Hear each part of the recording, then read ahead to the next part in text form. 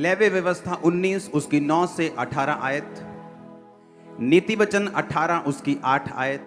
सभी को जय मसीह। परमेश्वर आपको आशीष दे और परमेश्वर के इन वचनों को सुने जिनको पास्टर अंकुर नरोला जी समझाते हैं, ताकि आप हमारे घर में आशीषों का ढेर लगे। परमेश्वर से हम जुड़े रहें ताकि हम स्वर्ग में जाएं और इन वचनों को लास्ट तक सुने। सभी को जय मसीह की। नीति वचन 11 उसकी 13 आयत, याकूब 3 उसकी 5 से 10 आयत। अगर आप जीसस क्राइस्ट की लाइफ को देखेंगे तो आप ये नोटिस करेंगे कि प्रभु यीशु मसीह जब लोगों के साथ थे तो परमेश्वर ने एक लंबा समय लोगों को टीच करने में बिताया। अगर आप पहाड़ी उपदेश परमेश्वर का देखेंगे तो बाइबल कहती परमेश्वर ने कहा था ये लोग 3 दिन से मेरे साथ हैं, और 3 दिन में परमेश्वर ने एक हीलिंग सर्विस की और 3 दिन परमेश्वर उनको वचन सिखाता गया। जिस कलीसिया में वचन की सिखावट थोड़ी है और हीलिंग ज्यादा है, वो कलीसिया कंप्लीट कभी नहीं हो सकती और उसके लोग मजबूत कभी नहीं हो सकते, और उस कलीसिया के विश्वासी कभी मैच्योर नहीं हो सकते जो वचन को कम अहमियत देते हैं। वो भी कलीसिया कंप्लीट नहीं है जो हीलिंग बिल्कुल नहीं करती, क्योंकि परमेश्वर ने कहा है जाओ प्रचार करो और उसके बाद लोगों को चंगा भी करो। इसीलिए जब आप वचन को सुनते हैं तो मोस्टली परमेश्वर आपको उत्तर जो है, आपकी प्रॉब्लम्स के उत्तर, आपके फाइनेंशियल प्रॉब्लम के उत्तर, आपके शारीरिक प्रॉब्लम के जो उत्तर हैं, वो आपको हमेशा वचन के बीच में से होकर देता है। कितनों को मेरी बात समझ आ रही? तो नीति वचन 18 उसकी 8 आयत, नीति वचन 11 उसकी 13 आयत, याकूब 3 उसकी 5 से 10 आयत। अपने हाथों को उठा के बोलो, जो कुछ आज मैं सुनूंगा मैं उसको मानूंगा और फलों को लेके आऊंगा प्रभु यीशु मसीह के सामर्थी नाम में। अब आपको यह बात समझ होनी चाहिए कि अगर परमेश्वर ने वचनों को सिखाने में इतना समय लगाया, लोगों के साथ परमेश्वर ने सिर्फ 34 दिन बिताए और चेलों के साथ 3.5 साल बिताए।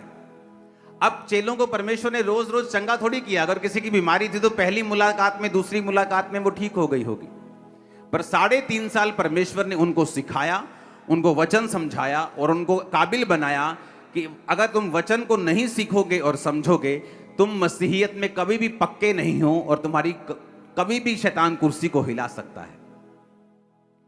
लेवी व्यवस्था 19 उसकी 9 से 18, ये तब की बात है जब इस्राएली लोग मिस्र में से निकाल दिए गए थे, रास्ते में थे और परमेश्वर मूसा से बात करता था और उन्हें व्यवस्थाएं दे रहा था, हुक्म दे रहा था मानने के लिए कि मेरे लोग ये करेंगे ये करेंगे। कोई हुक्म अब तक नहीं दिया गया था, इसलिए परमेश्वर ने व्यवस्था उनको दी, हुक्म दिए कि तुम परिवार में कैसे चलोगे, समाज में कैसे चलोगे, लोगों में कैसे चलोगे, फाइनेंस में कैसे चलोगे, चोरी हो जाए तो क्या करोगे, कोई मार दे तो क्या करोगे। तो सारे नियम कानून जो था परमेश्वर उसे बना रहा था।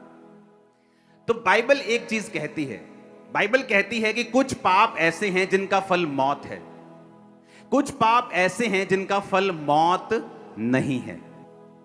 पाप तो पाप ही है और वो आपकी लाइफ को घटाता ही है, लेकिन वचन कहता है कुछ पाप ऐसे हैं जिनका फल मृत्यु है, कुछ पाप ऐसे भी हैं जिनका फल मौत नहीं है। वो आपको स्वर्ग जाने से नहीं रोकते, लेकिन इस धरती की जो ब्लेसिंग्स हैं, जो परफेक्शन है, जो परमेश्वर आपको लाइफ देना चाहता है, वो उससे रोकते हैं आपको। उसमें लिखा, जब तुम अपने देश के खेत काटो तब अपने खेत के कोने कोने तक पूरा ना काटना और काटे हुए खेत की गिरी हुई बालों को ना चुनना। परमेश्वर एक आम हुक्म दे रहा है। परमेश्वर कह रहा है कि जब तुम अपने देश के खेत काटने के लिए जाना ना, फसल काटना, तो नुकरे मत काट लेना, कुछ कुछ खेत छोड़ देना। किसके लिए? आगे लिखा हुआ है, अपने दाख की बारी का दाना दाना ना तोड़ लेना, अपनी दाख की बारी के झड़े हुए अंगूरों को ना बटोरना, उन्हें दीन और परदेसी लोगों के लिए छोड़ देना, मैं तुम्हारा परमेश्वर यहोवा हूं। परमेश्वर ने हुक्म दिया कि अगर तुम्हारे दाख की बारी, अंगूरों की बेलें हैं तुम्हारी, तो सारे अंगूर जब पक जाएं तो तोड़ मत लेना, कुछ कुछ दाने छोड़ देना गरीब लोगों के लिए, परदेसियों के लिए, कि जब वो आए कटनी के दिनों में तो अब थोड़े थोड़े दाख जो लगी है उसको तोड़ें और अपने घर चले जाएं। ये एक ऐसा हुक्म था, अगर कोई ना माने तो उसे मौत की सजा नहीं थी। परमेश्वर ने कहा था जो कोई माता और पिता को श्राप दे उसे मार देना। जो कोई जादू और टोना करने वाली के पास जाए उसे मार देना। जो कि ईश्वर निंदा करे उसे मार देना। जो कोई मूर्तियों को पूजे उसे, ऐसा लिखा था पुराने नियम में। पर ये ऐसे हुक्म है जहां परमेश्वर ने ये नहीं कहा कि अगर कोई खेत पूरी तरह से ना काटे तो उसे मार देना। ये ऐसे हुक्म थे जिन्हें तोड़ना पाप तो था ही, लेकिन ऐसा पाप नहीं था कि वो पाप मृत्यु का कारण बने।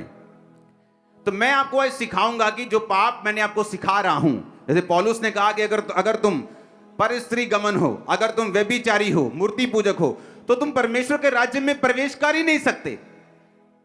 ये है पाप जो मृत्यु पैदा करते हैं।